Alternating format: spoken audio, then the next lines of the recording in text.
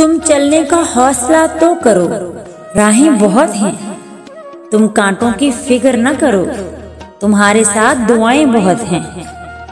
हासिल के तरकश में कोशिश का तीर जिंदा रखो। हार जाओ चाहे सब कुछ, मगर जीने की उम्मीद जिंदा रखो।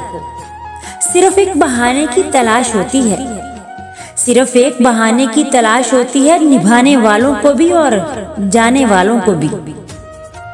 जिंदगी की रेस में जो लोग आपको दौड़कर हरा नहीं पाते, वो आपको तोड़कर हराने की कोशिश करते हैं।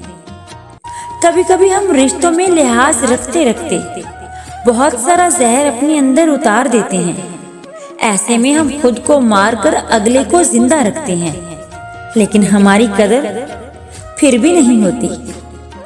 जिंदगी की किताब में सब और हमारी मर्जी के मुताबिक नहीं होते। अगर कोई वर्क ऐसा आ जाए सामने जिसमें राहतें ना हो, तो सब्र कीजिए।